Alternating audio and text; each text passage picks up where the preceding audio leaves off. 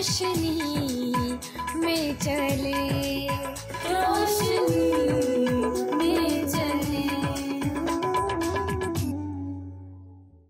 जी नाज़रीन, मैं आपकी मेज़बान सैरी शरोफन प्रोग्राम कलाम की रोशनी में आपको खुशामदीद कहती हूँ। जिस तरह से आप जानते हैं, हम मुकाशवा की किताब का मुताला कर रहे हैं। मुकाशवा की किताब जो कि नबूवती किताब है, हम मुकाशवाती अदब के मुतल्लिक बातों को सीख रहे हैं। आज भी हम इसी किताब के मुतल्लिक बातों को सीखेंगे, जानेंगे और इन बातों से फैज़ हासिल करने वाले बनेंगे। आज एक बार फिर मेरे साथ मोहतरम आली जनाब पादरी अजीज़ अनवर साहिब हैं। पादरी साहब, आज के इस प्रोग्राम में मैं आपको खुशामदीद कहती हूँ। बहुत शुक्रिया सहरिश कि आप इस इंतहाई अहम किताब के ताल्लुक़ से जो नबूवती है, इस तरह से खुदा के कलाम को सीखने और सिखाने के इस प्रोग्राम को शुरू कर रखा है, जिसके लिए मैं आपका और आपके स्टाफ का और आपके सारे अमले का बेहद शुक्रगुज़ार हूँ। और सबसे बढ़कर मैं खुदावंद यीशु का शुक्रगुज़ार हूँ जिसने इस किताब को लिखवाया और यूहन्ना से कहा कि लिख ले, क्योंकि वक्त करीब है। और हम उस करीब वक्त के लोग हैं जिसे आखिर ज़माना भी कहा गया है। सो इस वक्त के लोगों को इस किताब की बहुत सारी बातों से मुकम्मल वाकफियत होनी चाहिए। पादरी साहब, जब हम 10वें बाब की दूसरी आयत का मुताला करते हैं तो वहाँ पर हम देखते हैं कि फरिश्ते के हाथ में एक छोटी सी खुली हुई किताब है। तो सवाल आपसे ये करना चाहूँगी कि फरिश्ता के हाथ में किस किस्म की किताब हो सकती है और वो किताब खुली हुई क्यों है, और वो फरिश्ता इसे क्यों नहीं खा सकता, और हज़रत यूहन्ना ही क्यों उस किताब को खाने के लिए कहा गया, और ये कहने वाला कौन था, आप इसके मुतालिक बताएं। सबसे पहले मैं ये बताऊंगा कि जब हम मुकाशवा के चौथे बाब से आगे 19वें बाब तक पढ़ेंगे तो आपको एक आवाज़ ज़रूर सुनने को मिलेगी। उस आवाज़ के खालिक का या आवाज़ देने वाले का आपको ज़िक्र नहीं मिलेगा।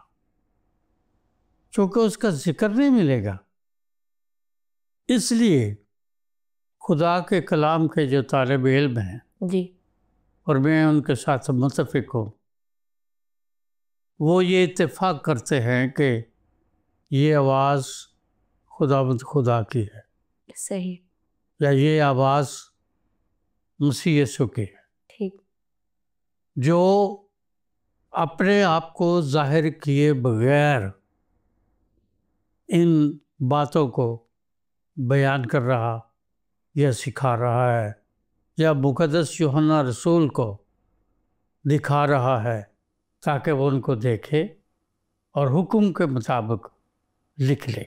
इस किताब के बारे पढ़ने से पहले अगर छोटा सा हम उस मंज़र का जायज़ा ले लें तो वो ज़ोरावर फरिश्ता जो समंदर और खुशकी दोनों पर खड़ा है, या पानी और खुशकी पर खड़ा है, उसके बारे बातें जो हैं वो हम पहले उसके बारे सीख चुके जी। अब जब वो ये सारी बातें देख रहा है यूहन्ना, तो मुझे लगता है कि उस मंज़र में अब जब वो फरिश्ते को सर से पांव तक उसके खद्दो खाल का जायज़ा ले रहा है, तो फिर उसको नज़र आता है कि उसके हाथ में किताब है जी, और किताब के लिए बाकायदा वहाँ ये लफ्ज़ आया है और उसने जो देखा है वो बयान किया है कि उसके दाहिने हाथ में किताब है। सही, और फिर वो जो किताब है उसके हजम के बारे बताया गया है कि वो एक छोटी सी किताब है। क्योंकि वो छोटी सी किताब है, जी, इससे पहले मुक़द्दस यूहन्ना 5वें बाब में जब हम पढ़ते हैं तो वहाँ लिखा है कि उसने खुदा के हाथ में जो किताब देखी वो मोहरों से बंद थी, या मोहरों वाली किताब थी, जी, اور زیادہ آسان طریقے سے یہ ہے کہ وہ کتاب مہروں والی کتاب تھی، تمار بھی کہتے ہیں۔ جسے یونانی زبان میں جو لفظ یہاں استعمال ہوا ہے جی دوسرے باب میں، اسے ببلیان کہتے ہیں۔ صحیح۔ اور ببلیان جو ہے اس کا مطلب ہے کتاب، ٹھیک۔ اور اس ببلیان یا کتاب کے توسط سے ہم نے بائبل مقدس کا نام بائبل مقدس لیا ہے، یا ہم اسے الکتاب کہہ سکتے ہیں، خدا کا کلام کہہ سکتے ہیں، یا بائبل مقدس کہہ سکتے ہیں، لیکن اس کا جو اصل ہے، بنیاد ہے، وہ یونانی زبان کا لفظ ببلیان ہے۔ مکاشفہ 5ویں باب میں یوحنا جس کتاب کو دیکھ رہا ہے، وہ کتاب جو ہے وہ بند ہے، مہروں سے بند ہے، جی یا جیسے بھی ہے وہ بند ہے، لیکن یہ سچ ہے کہ وہاں لکھا ہے وہ مہروں سے بند ہے۔ یہ کتاب جو اس فرشتے کے ہاتھ میں مقدس یوحنا رسول دیکھ رہے ہیں، یہ کتاب جو ہے یہ بند نہیں ہے، یہ کھلی ہوئی ہے۔ صحیح۔ دونوں میں بڑا فرق ہے، وہ بند ہے اور اس پر مہریں لگی ہوئی ہیں، لیکن یہ کتاب کھلی ہوئی ہے اور اس پر کسی مہر کا ذکر نہیں ہے، چونکہ کسی مہر کا ذکر نہیں ہے اور کھلی ہوئی بھی ہے، اس لیے جب ہم اسے دیکھیں گے پڑھیں گے تو اس کا مطلب یہ ہے کہ یہ عام کتاب ہے۔ اس کا مطلب تو بالکل آسانی سے سمجھ آتا ہے کہ یہ کوئی مخصوص کتاب ہے، اور اس کے معنی اور اس کا کام بھی مخصوص ہے۔ صحیح۔ یہ ایک اور بڑی بات جو ہم نے دیکھی ہے، وہ فرشتے کے داہنے ہاتھ میں ہے، ٹھیک۔ یعنی سیدھے ہاتھ میں یا رائٹ ہینڈ میں، جی اس ہاتھ میں اس کے کتاب ہے، اس کے بائیں ہاتھ پہ نہیں ہے۔ ہم عقیدے میں کیا پڑھتے ہیں کہ وہ آسمان پر چڑھ گیا اور خدا کے دائمی طرف۔ داہنے ہاتھ جا بیٹھا۔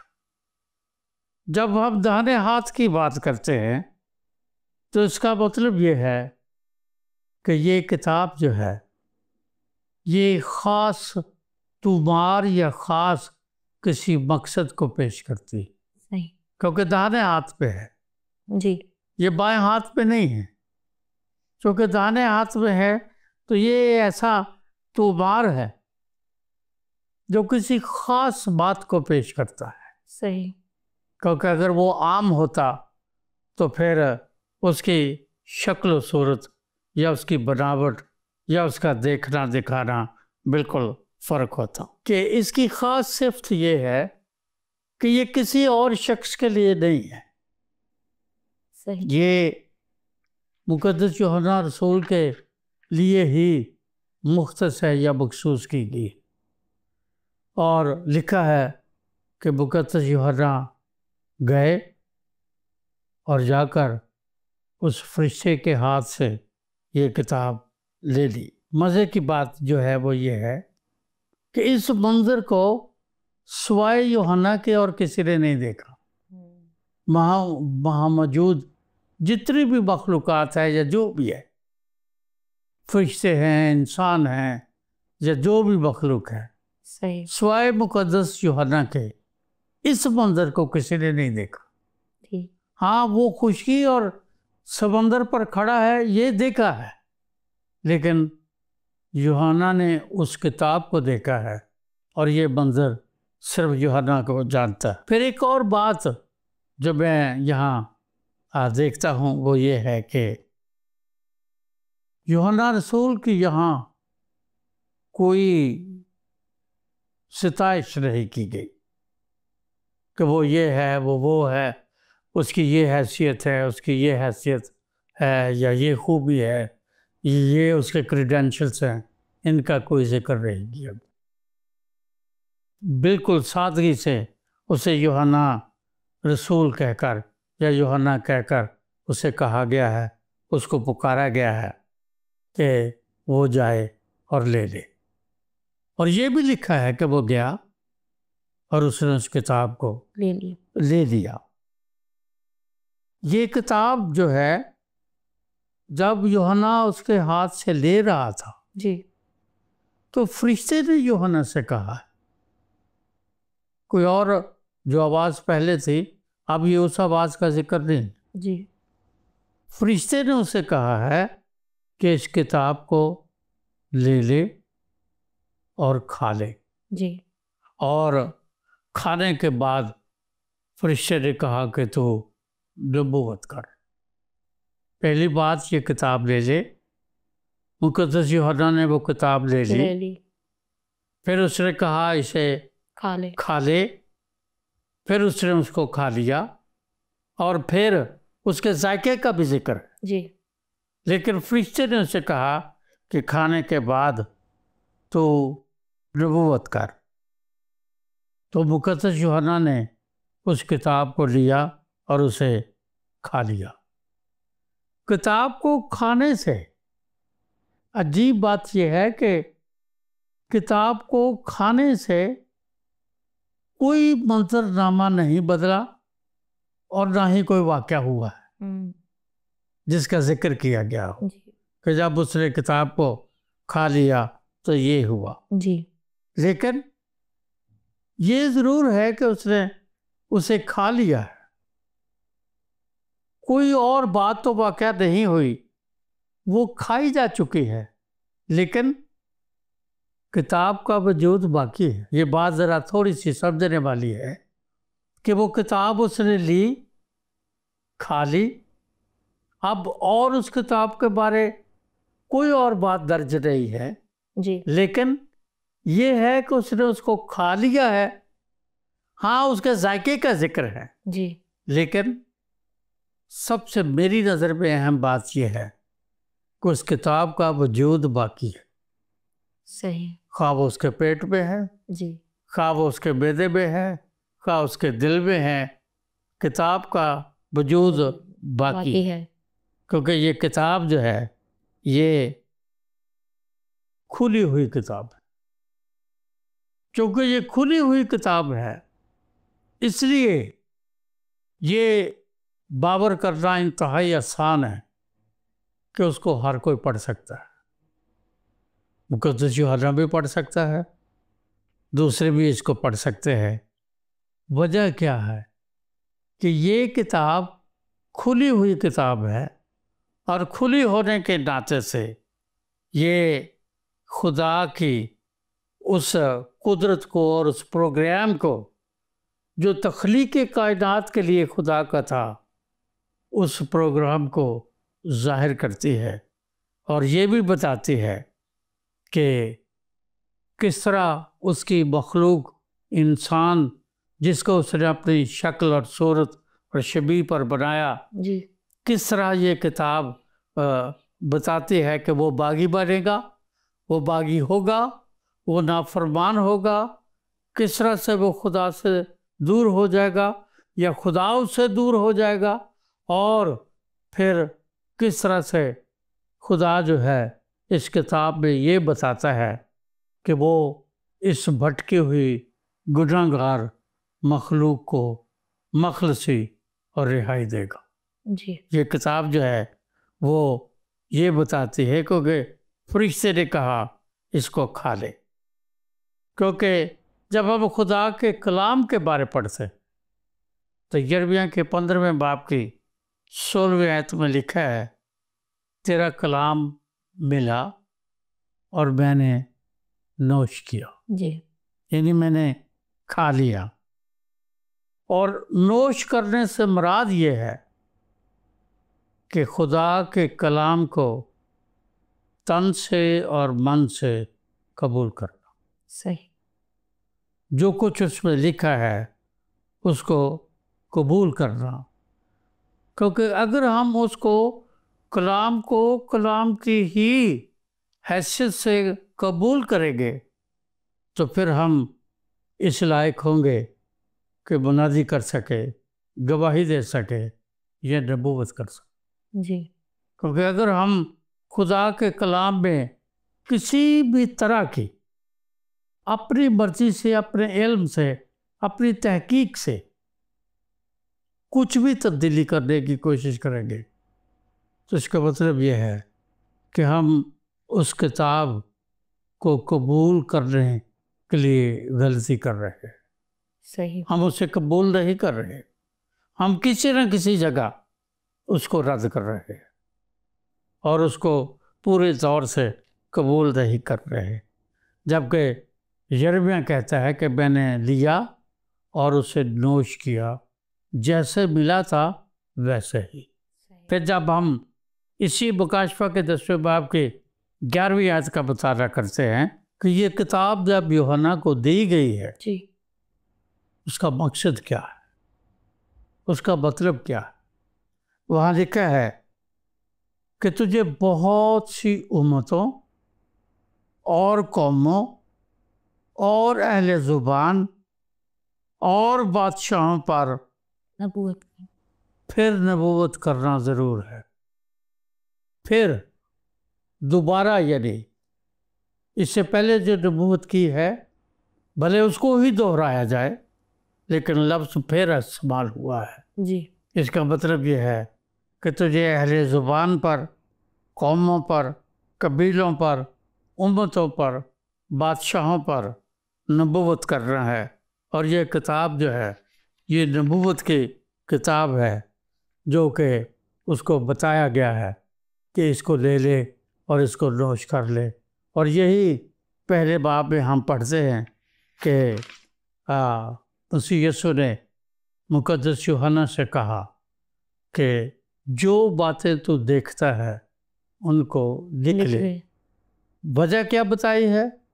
کیونکہ وقت قریب ہے۔ جی، لیکن ایک اور بڑی اہم بات بتائی گئی جس کو اکثر لوگ بھول جاتے ہیں، اور وہ مسیح خداوند نے ہی بتایا ہے کہ اس کتاب کا پڑھنے والا، سننے والا اور اس پر عمل کرنے والا مبارک۔ جی، اور زبور کی کتاب کے پہلے زبور میں ہی یہ بات بتائی گئی ہے کہ جو اس کی شریعت پر دن رات دھیان رکھتا ہے یا اس کو پڑھ لیتا ہے، اس کو سیکھ لیتا ہے اور اس کو کھا لیتا ہے، اس کے بارے وہاں یہ بیان کیا گیا ہے کہ وہ اس درخت کی مانند ہے جو پانی کی ندیوں کے پاس لگایا گیا ہے، اور وہاں لکھا ہے کہ وہ اپنے وقت پر پھلتا ہے۔ پھر یہ بھی لکھا ہے کہ اس کا پتا بھی نہیں مرجھاتا۔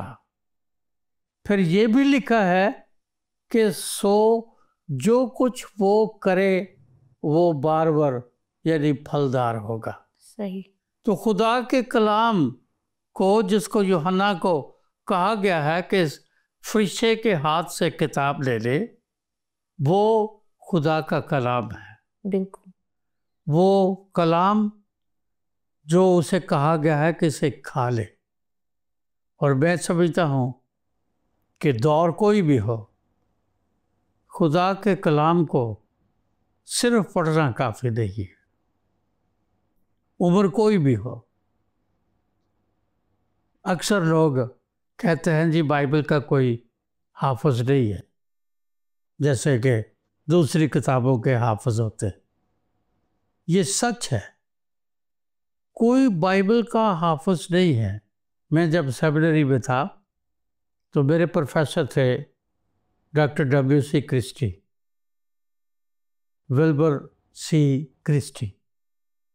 45 سال تک وہ پاکستان میں رہے اور گجرانوالہ تھیولوجیکل سیمنری میں بطور استاد پڑھاتے رہے۔ جی، میں نے جس سال وہاں سے گریجویشن کی ہے وہ ان کا پاکستان میں خدمت کا آخری سال تھا، اور آخری سال میں، آخری پیریڈ میں بچوں نے یا اسٹوڈنٹس نے ان سے سوال کیا کہ جی آپ نے 45 سال تک بائبل مقدس کو پڑھایا ہے، وہ تھیولوجی کے یا علم الہی کے استاد تھے، آپ کا مطالعہ تو بائبل مقدس کے بارے بہت زیادہ ہوگا.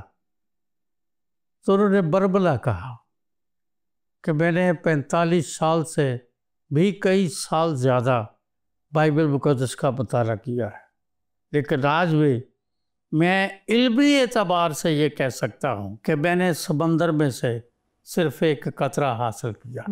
تو وہ لوگ جو آج اپنے آپ کو خدا کے کلام کے اساتذہ کے طور پر یا علماء کے طور پر پیش کرتے ہیں، میں سمجھتا ہوں کہ انہیں یہ بات نہیں کہنی چاہیے. انہیں کثر نفسی سے کام لینا چاہیے، کیونکہ بائبل مقدس کو صرف پڑھ لینا کافی نہیں ہے، اس کو سن لینا کافی نہیں ہے. صحیح. کیونکہ جب تک اس پر ہم عمل نہیں کریں گے تب تک کیسے ثابت کریں گے؟ جب ہم رسولوں کے اعمال کی کتاب کا مطالعہ کرتے ہیں تو مقدس لوکا وہاں بیان کرتے ہیں کہ اے معزز تھیوفلس، میں نے پہلا رسالہ یعنی لوکا کی انجیل کس مقصد کے لیے لکھی وہ مقصد بیان کرتے ہیں، لیکن کہتے ہیں کہ اب یہ جو دوسرا رسالہ یا دوسری کتاب رسولوں کے اعمال کی کتاب لکھ رہا ہوں، اس کتاب کو لکھنے کا مقصد یہ ہے میں وہ باتیں لکھ رہا ہوں جو خداوند یسوع کرتا رہا اور سکھاتا رہا. جب تک ہم کر کے نہیں دکھائیں گے زندگی میں کبھی تبدیلی یا انقلاب یا نیاپن کبھی نہیں آئے گا. جی. لوگوں میں منادی کرنا بہت اچھی بات ہے، لیکن لیو ٹالسٹائی روس کا ایک بہت بڑا ادیب تھا، اس کے پاس ایک خادم بائبل لے کر گیا. اس نے کہا کہ تم کامونزم کے اعتبار سے یا کامونزم کے ساتھ دنیا کو تبدیل کرنے کے نعرے لگا رہے ہو، اس کے لیے کام کر رہے ہو، لکھ رہے ہو، ساری تگ و دو جد و جہد کر رہے ہو. دنیا نہ تبدیل ہوئی ہے اور نہ ہوگی. میں تمہیں ایک نسخہ دیتا ہوں، اور اس نے اس کو بائبل مقدس دی اور کہا کہ یہ وہ کتاب ہے جس کتاب کے مطالعہ سے لوگ تبدیل ہو جاتے ہیں. صحیح. تو لیو ٹالسٹائی نے اسے کہا کہ میں آپ کا شکر گزار ہوں، آپ نے مجھے اس کتاب سے متعارف کروایا ہے، لیکن میں اس کو آپ سے تب لوں گا جب یہ آپ کی زندگی بدل دے گی.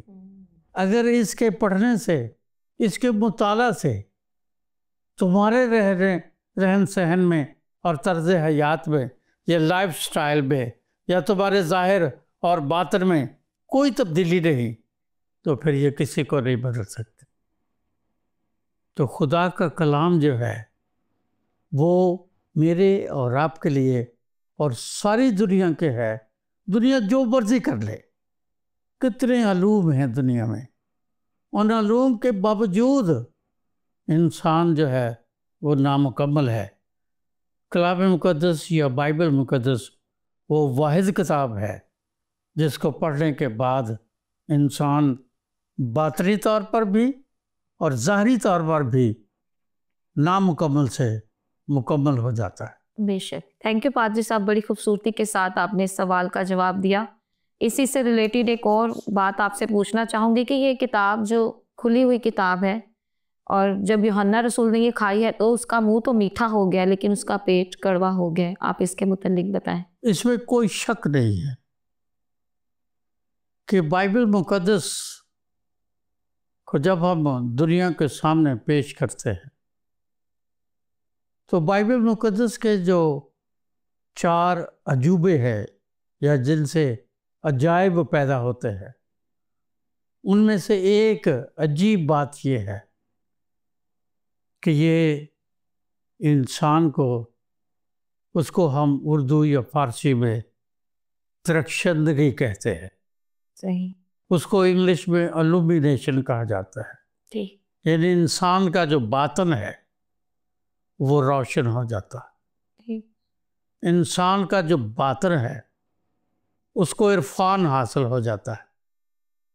بہت سارے لوگ جو ہیں جن کے اپنے نام عرفان ہیں وہ عرفان کے نام سے واقف نہیں ہیں، صحیح، اس کے معنوں سے واقف نہیں۔ عرفان جو ہے یہ ایک دن میں، ایک مہینے میں یا ایک عمر میں نہیں آ سکتا، کیونکہ جب ہم اس کو پڑھتے ہیں تو کسی نے کہا ہے کہ جب کوئی بچہ اس بائبل مقدس کو پڑھتا ہے تو اس کی آیات اور اس کی گزرگاہوں میں سے وہ بھاگ کر آسانی سے گزر جاتا ہے۔ جی، جب کوئی عالم پڑھتا ہے تو پھر ساری زندگی اس کی بھول بھلائیوں میں زندگی گزر جاتی ہے، زندگی کا خاتمہ ہو جاتا ہے، اور بائبل کی بھول بھلائیاں قائم تھیں، قائم ہیں اور قائم رہیں گی۔ اس کا سبب کیا ہے؟ اس کا سبب یہ ہے کہ یہ کلام ہے اور یہ لامحدود ہے۔ جی، لامحدود نے لکھوایا ہے یا اس نے بیان کیا ہے۔ محدود ذہن لامحدود کو کبھی نہیں جان سکتا۔ بالکل، مخلوق جو ہے وہ اپنے خالق کے بارے باتیں تو کر سکتے ہیں، لکھا سکتے ہیں، تحریریں ہو سکتے ہیں، تقریریں ہو سکتے ہیں، پر مخلوق خالق کو کلہم یا کما حقہ نہیں جان سکتے، کیونکہ خالق تو خالق ہے اور مخلوق مخلوق ہے۔ جب یوحنا نے یہ کتاب لی سب سے پہلے اسے میٹھی لگی کیونکہ یہ خدا کا کلام ہے، اور جب اس کے باطن میں چلی گئی تو پھر باطن سے اسے یہ پتہ چلا کہ وہ خود محدود ہے اور یہ لامحدود ہے۔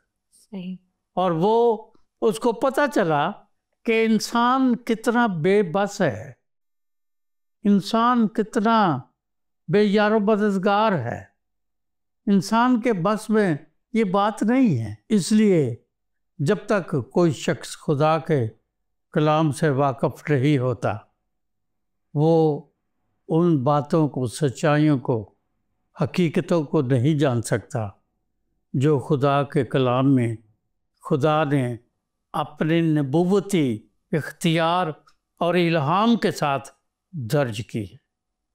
اس لیے اس نے جب اس کو کھایا تو میٹھی بھی لگی اور کڑوی بھی لگی، کیونکہ میٹھی اس لیے کہ وہ خدا کا کلام ہے اور کڑوی اس لیے کہ وہ کلام انسان کی عدالت کرتا ہے اور ہر انسان عدالت سے ڈرتا ہے۔ جی، تھینک یو پادری صاحب، بڑی خوبصورتی کے ساتھ آپ نے اس سوال کا جواب دیا۔ یقیناً ناظرین، جس طرح سے پادری صاحب نے بتایا کہ ہم محض کلام سننے والے نہ بنیں بلکہ اس پر عمل کرنے والے بنیں، جیسا کہ کلام میں بھی لکھا ہے کہ ویسا ہی مزاج رکھو جیسا مسیح یسوع کا تھا۔ باتیں تو اور بھی بہت سی ہیں لیکن وقت ہمیں اجازت نہیں دیتا، لہٰذا آج کے اس پروگرام میں مجھے اور پادری صاحب کو اجازت دیں۔ خدا حافظ۔ آؤ ہم خداوند کی روشنی میں چلے، روشنی